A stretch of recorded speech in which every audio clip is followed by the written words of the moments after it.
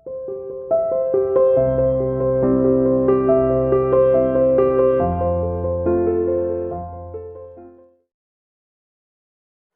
students, welcome to CR International School online classes. Dear students, today we will lesson number 2, basic accounting terms, part number 3. Dear students, 2 parts आपके हो चुके हैं इस lesson के, जिसमें first में हम 4 पॉइंट के बारे में डिस्कशन किया था, सेकंड डे भी हमने 4 के बारे में किया था. सेकंड डे जो डिस्कशन हुई थी वो drawings, liabilities, assets, capital receipts और रिवेन्यू रिसिप्ट्स के रिगार्डिंग में हुई थी. आज हम और पॉइंट के बारे में regardings of the basic accounting terms. बार बार मैं यही कह रहा हूँ क्योंकि जब तक ये टर्म्स, वर्ड्स, टर्मिनोलॉजी अगर समझ में नहीं आएगी तो ये वर्ड्स हमारे सामने जब आएंगे तो बहुत ही क्रिटिकल पोजीशन पे हमें ये समझ में नहीं आएंगे, तो क्वेश्चंस हमारे लिए प्रॉब्लम क्रिएट करेंगे. ओके स्टूडेंट्स, तो देखिए आज हम लेके चलेंगे फर्स्ट एक्सपेंडिचर. उससे पहले डियर स्टूडेंट, मास्क का प्रयोग करें, hand sanitizer must, keep distance maintain, stay home, stay safe. Okay students, तो चलिए आज हम स्टार्ट करते हैं first point, expenditure. Expenditure word क्या है? जैसे वर्ड से ही विदित है, एक्सपेंसेस और एक्सपेंडिचर में भी डिफरेंस है. देखिए कोई भी ऐसा पैसा, डिसबर्समेंट ऑफ द कैश, मैं कैश खर्च कर रहा हूँ किसके लिए? 2 चीज़ें होंगी मेरी यहाँ पर. एक्वायरिंग ऑफ द एसेट्स, मेरे पास विभिन्न एसेट्स, प्रॉपर्टी, कोई भी प्रॉपर्टी मैं खरीदता हूँ या कोई गुड्स खरीदता हूँ, दोनों अवस्था में मेरे से जो पैसा खर्च होगा उसे एक्सपेंडिचर कहते हैं. Is that clear? Expenditure means by any disbursement of the cash regarding of the acquiring of the any property of the assets as well as your goods. देखिए हम बिजनेस कर रहे हैं, गुड्स जब खरीदेंगे तो मेरा पैसा खर्च होगा. खरीदेंगे किस लिए? बेचने के लिए. तो एक्सपेंडिचर एसेट, संपत्ति, building, plant and machinery etcetera, furniture आपके पास होगी तभी तो आप बिजनेस सेटल करेंगे. तो कोई भी ऐसा पैसा जो आपने एसेट्स को एक्वायर्ड किया है और गुड्स जो खरीदी उसे हम एक्सपेंडिचर कहते हैं. Expenditure such are 3 types. Number 1 noted करना. अभी क्लियर हो जाएगा कि एसेट्स पर, गुड्स पे, कहाँ पर, कैसे. सबसे पहले कैपिटल एक्सपेंडिचर, सेकंड है रिवेन्यू एक्सपेंडिचर और थर्ड है डेफर्ड रिवेन्यू एक्सपेंडिचर. तो ये तो आए types. There are 3 types. 3 types आपके सामने आ गए. पहला पॉइंट क्या है? Capital expenditure. दूसरा रिवेन्यू एक्सपेंडिचर आया. तीसरा डेफर्ड रिवेन्यू एक्सपेंडिचर.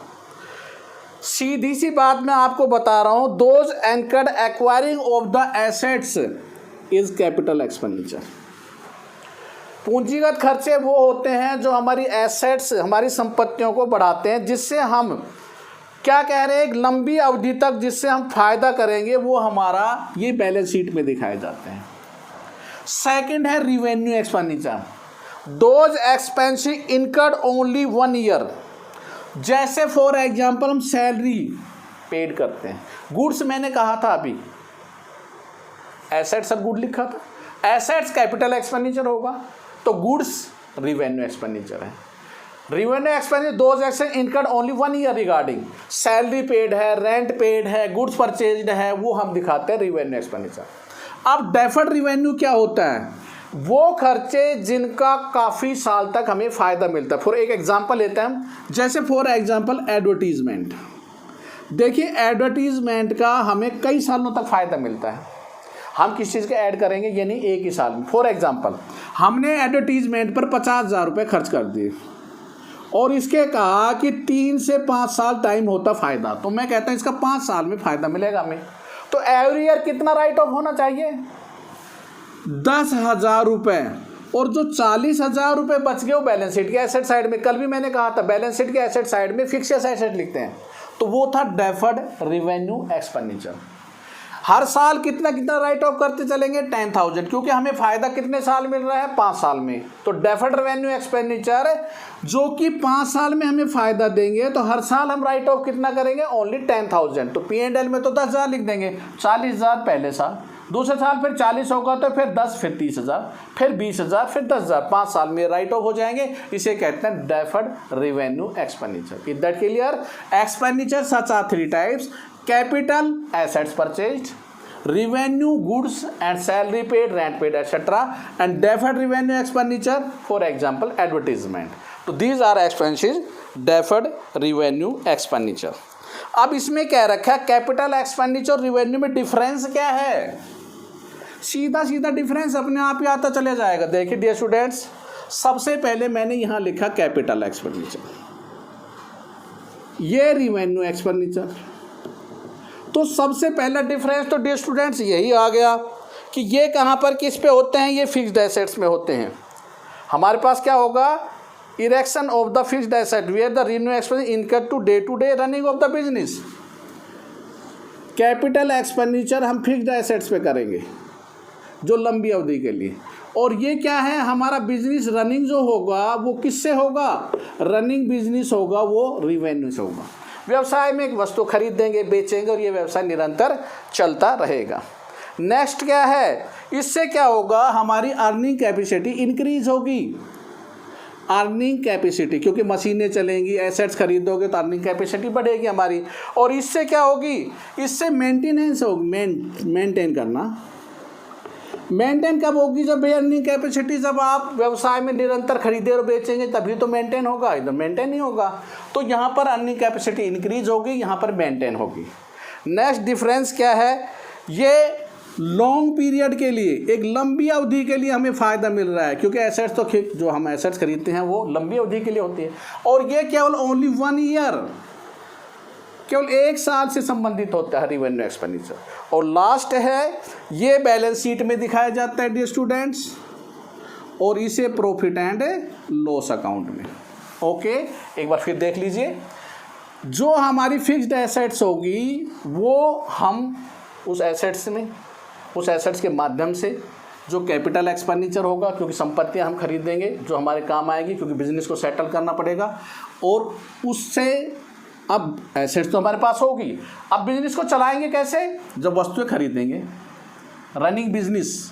नेक्स्ट है अर्निंग कैपेसिटी, यहाँ इंक्रीज होगी, यहाँ मेंटेन होती रहेगी, लंबी अवधि का फायदा मिलेगा, क्योंकि फिक्स एसेट लंबी अवधि के लिए होती है और ये ओनली 1 ईयर के लिए होती है। जैसे सैलरी पेड किया 1 साल के लिए, 1 अप्रैल से 31 मार्च के बीच कितनी सैलरी दी है, ये बैलेंस शीट में दिखाया जाता है, ये प्रॉफिट एंड लॉस अकाउंट में। तो ये था आपका डिफरेंस। नेक्स्ट पॉइंट है एक्सपेंसेस।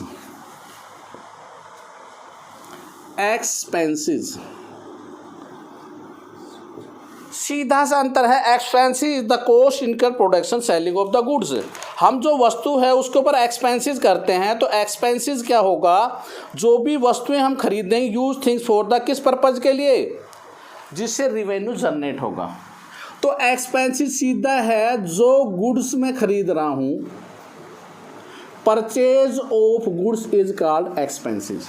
किसके लिए खरीद रहा हूं, रिवेन्यू जनरेट करना चाहता हूं, क्योंकि मैं माल खरीद कर मैं बेचूंगा। जैसे मैंने 10,000 रुपये से कोई वस्तु खरीदी तो ये एक्सपेंसेस हो गया, अब 10 की 12,000 में बेचूंगा तो रिवेन्यू जनरेट कर रहा हूं, मैं 2,000 में कमा रहा हूं, तो ये होगा हमारा expensive. Cost of good sold, कोई मैं रेंट पेड कर रहा हूं, मैं सैलरी पेड कर रहा हूं, ये सब एक्सपेंसेस हैं। गुड्स खरीदी है वो है, रेंट पेड कर रहा हूँ, सैलरी पेड कर रहा हूँ मैं, या किसी भी प्रकार की मैं सच इस द बिजनेस को चलाने के लिए, जैसे डेप्रीशिएशन क्या होता है, जिस एसेट्स को, प्लांट एंड मशीनरी चलेगी तो डेप्रीशिएट होगी, तो डेप्रीशिएशन भी हमारा एक्सपेंसेस होगा। तो these are expenses regarding of that, goods खरीदी वो expenses, rent paid, salary paid and depreciation is called expenses. उसके बाद है इनकम। इनकम क्या है, इनकम आना, क्या आ रहा है, इनकम सीधा है। अभी मैंने कहा इनकम क्या होगा, जो मैंने रिवेन्यू जनरेट किया उसमें से एक्सपेंसेस को लेस कर देना। इनकम सीधा वर्ड आया, रिवेन्यू माइनस एक्सपेंस। रिवेन्यू कहाँ से आया, सोल ऑफ द गुड्स आया, मैंने जो माल बेचा है उससे मेरी सेल हुई, सेल को मैं रिवेन्यू बोलता हूँ। रिवेन्यू एक्सपेंसेस मैंने गुड्स खरीदे तब हुआ था, सैलरी पेड की थी, डेप्रीशिएशन। फॉर एग्जांपल रिवेन्यू मेरा 5 लाख है, एक्सपेंसेस मेरे 4 लाख हैं, तो मेरी इनकम कितनी होगी, 1 लाख रुपए। तो इज दैट क्लियर। तो ये वर्ड था हमारा इनकम। Next profit.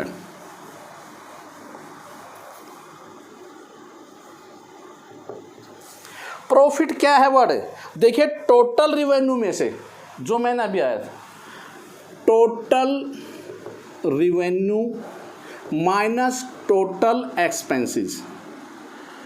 फर्म में जितना भी आगम आया, कहीं से भी आया, रिवेन्यू माने आना, सेल से किसी भी प्रकार से कोई भी प्राप्त हुआ रिवेन्यू, उसमें से टोटल एक्सपेंसेस जितने भी खर्चे टोटली 1 अप्रैल से 31 मार्च तक घटाने के बाद हमारा प्रॉफिट आ जाएगा। सीधा सेल्स माइनस कॉस्ट। भाई आपने प्रॉफिट और लॉस के लेसन 6, 7, 8 क्लासेस में पढ़े थे, वहाँ क्या पढ़ा था, selling price minus cost price. तो सेलिंग प्राइस वहाँ तो बिक्री मूल्य दे रखे, एक वस्तु की बिक्री की आपने 8 रुपये में, कॉस्ट 6 रुपये थी, 2 रुपये का प्रॉफिट होगा। यहाँ पे एक बिजनेस जो चलता है वो 1 अप्रैल से स्टार्ट होगा और क्लोजिंग होगा 31 मार्च को। तो 1 अप्रैल से 31 मार्च में जो भी कुछ मिला वो रिवेन्यू हो गया, जो भी एक्सपेंसेस 1 अप्रैल से 31 मार्च के वो एक्सपेंसेस हो गए। टोटल रिवेन्यू में से टोटल एक्सपेंसेस लेस कर देंगे, ये हमारा प्रॉफिट होगा। नेक्स्ट एक वर्ड आ रहा है गेन। गेन को भी प्रॉफिट ही बोलते हैं, लेकिन डिफरेंस है गेन और प्रॉफिट के अंदर। गेन को भी हम फायदा बोलते हैं। गेन क्या होता है, कोई भी ऐसा एडवांटेज जो हम एक ऐसी ट्रांजैक्शन करते हैं, जैसे उदाहरण के लिए मैंने एक फिक्स्ड एसेट्स को सोल्ड किया, वो 5 लाख रुपए की थी और उसको बेच दिया मैंने 7 लाख का। तो यहाँ जो 7 लाख से 5 लाख से 7 लाख में जो डिफरेंस आया है, this is your gain, note for profit है फायदा। प्रॉफिट वर्ड कहाँ यूज किया, जब बिजनेस ट्रांजैक्शन हुई थी। आपने इस वस्तु को फिक्स्ड एसेट, हर साल तो फिक्स्ड एसेट सोल्ड नहीं होती है, तो यहाँ पर फिक्स्ड एसेट्स को, या आपने कोई कोर्ट केस चल रहा था वो जीत लिया तो आपको फायदा हो गया। तो these are may be gain any जैसे फॉर एग्जांपल इसमें दे रखा है, हमने कोई बिल्डिंग थी उसकी कॉस्ट 10 लाख थी, 12 लाख में बेचा, 2 लाख का प्रॉफिट हुआ। मैंने उदाहरण बताया 5 लाख की चीज़ को 7 लाख में बेचा, 2 लाख का प्रॉफिट हुआ। प्रॉफिट को क्या वर्ड यूज करेंगे, this word is the gain. Okay students, next loss. Profit और गेन का जस्ट रिवर्स लॉस हो गया। लॉस प्रॉफिट का रिवर्स है। लॉस क्या होता है, देखिए फर्स्ट कन्वे में हमें जो रिजल्ट मिल रहा है बिजनेस में, सीधी सी अब मैं रिवर्स करूंगा उसको, टोटल रिवेन्यू में से टोटल एक्सपेंसेस लेस किए थे, प्रॉफिट हुआ था। When total expenses is greater than total revenue, जब एक्सपेंसेस टोटल ज़्यादा हो जाएंगे, रिवेन्यू कम हो जाएगा, तो हमें क्या हो जाएगा, दिस इज द लॉस। तो loss word just is the reverse. और सेकंड में क्या बताया, कोई भी एक्टिविटी जिस प्रकार से हमने अभी जो प्रॉफिट में गेन रिवर्स बताया था, जैसे लॉस, लॉस में भी 2 टाइप्स हैं। एक तो लॉस ये होगा, एक लॉस है लॉस ड्यू टू फायर। अब देखिए ये अब नॉर्मल लॉस है, कोई भी ऐसा loss due to fire, theft, आपका माल चोरी हो गया, आग लग गई, तो उस वजह से हमें उसमें भी नुकसान है। लेकिन ये एक बिजनेस कंडक्ट करने पर नुकसान हुआ है, और ये जो नुकसान हुआ है वो आपके हाथ में नहीं है। लॉस ड्यू शॉर्ट सर्किट होगा, आग लगी, माल जल गया, तो लॉस ड्यू टू फायर होगा, चोरी हो गया, तो ये नुकसान जो होगा ये भी हमारा लॉस है। एनी एक्सीडेंटल, तो एनी मिस हैपनिंग, कोई भी ऐसी घटना घटी तो जिस वजह से हमारा जो लॉस होता है उसे हम सेकंड पॉइंट ऑफ व्यू, नुकसान तो वो भी है भाई। तो ये, लेकिन ये नुकसान कैसे हुआ, जो बिजनेस रन किया, जब एक्सपेंसेस ग्रेटर देन रिवेन्यू, तो ये लॉस हुआ। और ये लॉस कैसा हुआ, due to fire, theft, any mishappening, accidental case. Next purchase.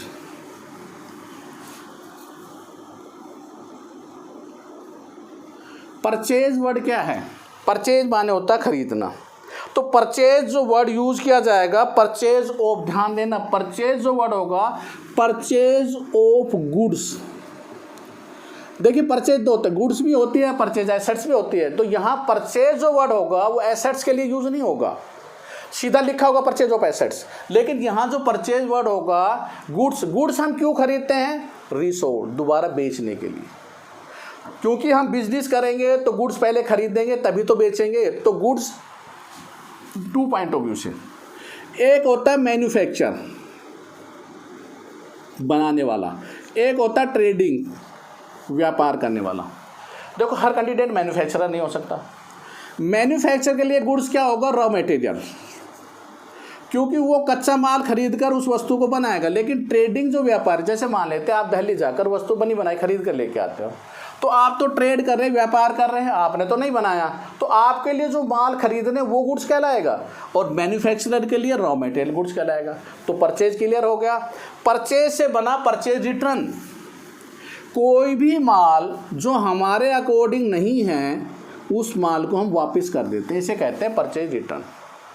इसका दूसरा नाम है dear student return outward. Return out माने बाहर, हमने खरीदा, वो किसी प्रकार से कटा फटा आ गया, कोई नुकसान है किस प्रकार से उसके अंदर, वो हमारे पॉइंट ऑफ व्यू के अकॉर्डिंग नहीं आया, जो हमने ऑर्डर दिया था वैसे नहीं आया, तो उस माल को हम क्या करते हैं, वापस कर देते हैं, तो उसे बोलते हैं परचेज रिटर्न। इसका दूसरा नाम क्या होगा, रिटर्न आउटवर्ड। आउट माने हमने बाहर का मतलब हमारे पास आया, हमने फिर वापस कर दिया, तो सप्लायर को जो माल वापस किया जाएगा वो क्या कहलाएगा, रिटर्न आउटवर्ड। नेक्स्ट, परचेज का रिवर्स क्या होता है, सेल। सेल माने होती है बिक्री। बिक्री का मतलब होता है जो माल हमने अभी खरीदा था उसको। तो सेल का सीधा सा वर्ड है ट्रांसफर ऑफ ओनरशिप। ओनरशिप माने वो माल आपके पास है, कस्टमर आपके पास आता है, कस्टमर पैसे देगा या उधार खरीदेगा, उधार खरीदेगा तो डेटर बनेगा। ट्रांसफर ऑफ ओनरशिप हमने क्या किया, जैसे उदाहरण के लिए हमने किया मिस्टर ए और B. A is the owner है, वो कंप्यूटर बेचता है, बी को बेचा, कंप्यूटर इसके पास था, इसने कंप्यूटर इसको दे दिया बी को, तो इसके पास कंप्यूटर गया, इसने इसको कैश दे दिया, तो जो कंप्यूटर ट्रांसफर्ड हुआ है ओनरशिप ए से बी को, तो इसे हम सेल कहेंगे, बिक्री कहेंगे।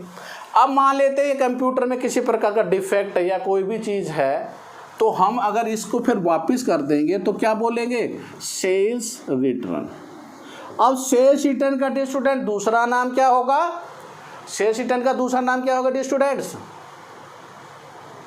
सेल्स रिटर्न का दूसरा नाम क्या होगा डियर स्टूडेंट्स, बोलिए, return inwards. Is that clear. Sales return का दूसरा नाम क्या आएगा डियर स्टूडेंट्स, रिटर्न इनवर्ड। जैसे रिटर्न आउटवर्ड परचेज रिटर्न का था, इसका नाम क्या होगा, रिटर्न इनवर्ड्स। Next, stock. देखिए डियर स्टूडेंट नया पॉइंट आ रहा है, स्टॉक। स्टॉक क्या है, हमने माल खरीदा, नोटिस करना, खरीदा 50,000 का, इवेंट में ये पॉइंट आया भी था, 3 लाख 4 लाख का माल खरीदा था, 3 लाख का बेच दिया था, 380 में बेचा था, तो 80,000 का स्टॉक आया था। नोटिस करना ये इवेंट में बिजनेस ट्रांजैक्शन के समय। स्टॉक क्या है, जो माल मैंने 50,000 खरीदा, पूरे साल तक मैं बिजनेस करता हूँ, मैंने इसमें से 40,000 का सोल्ड कर दिया, तो अनसोल्ड ऑफ गुड्स 10,000 का जो माल बच गया वो मेरा स्टॉक कहलाएगा। स्टॉक अब 2 टाइप्स होगा, एक होगा ओपनिंग स्टॉक और एक होगा क्लोजिंग स्टॉक। तो नोटिस करना, जो 10,000 का उस साल बचा जब तो ये क्लोजिंग स्टॉक था, जब ये साल खत्म होगा तो नेक्स्ट ईयर आएगा, जब नेक्स्ट ईयर आएगा तो यही क्लोजिंग स्टॉक अगले साल क्या बन जाएगा डियर स्टूडेंट, ओपनिंग बन जाएगा। ये तो सीधी बात है, हैप्पी न्यू ईयर। 31 दिसंबर खत्म होता है, नया साल आ जाता है, तो 31 दिसंबर तक पुराना साल था, 1 जनवरी को आया तो नया साल स्टार्ट हो गया। तो जो ये क्लोजिंग स्टॉक आपके पास 10,000 का था, पहले क्लोजिंग स्टॉक, उस साल तो क्लोजिंग स्टॉक का नाम था उसका। अब बिजनेसमैन के लिए अगले साल ओपनिंग, क्योंकि पहले इस माल को बेचेगा, फिर वो खरीदेगा, फिर उसके बाद फिर वही क्लोजिंग स्टॉक बचेगा, तो ये प्रक्रिया निरंतर चलती रहती है। Is that clear statement. तो स्टॉक क्या है, स्टॉक क्या होता है, अनसोल्ड ऑफ द गुड्स, जो माल आपका अभी नहीं बिका है उसे स्टॉक कहते हैं। स्टॉक में ओपनिंग स्टॉक और closing stock. Is that clear. Closing stock क्या, 50 में 40 घटाए 10,000 हमारा क्लोजिंग स्टॉक होगा, और यही क्लोजिंग स्टॉक अगले साल का क्या होगा, ओपनिंग स्टॉक डियर स्टूडेंट्स। अब इसमें आपने यहाँ स्टॉक तक ही कर लेना है डियर स्टूडेंट, ओके। आपका टॉपिक यही रहेगा, यहाँ पर आपने स्टॉक 17 तक मैंने करवा दिए हैं, 17 तक आगे नेक्स्ट वीडियोज़ के अंदर करवाएंगे। ओके स्टूडेंट, अब आपका होमवर्क, जितने भी कंसेप्ट आज मैंने करवाए हैं 17 तक, 1 to 8 करवाए थे, आज 9 से 17 तक, 9 से 17 तक। Write down your fair notebook, ठीक है, आपने अपनी नोटबुक में राइट डाउन करना है। कोई कंसेप्ट अगर आपका अनक्लियर है, please contact my WhatsApp number 9416586639। Okay student, thank you, stay home, stay safe, good bye, have a good day.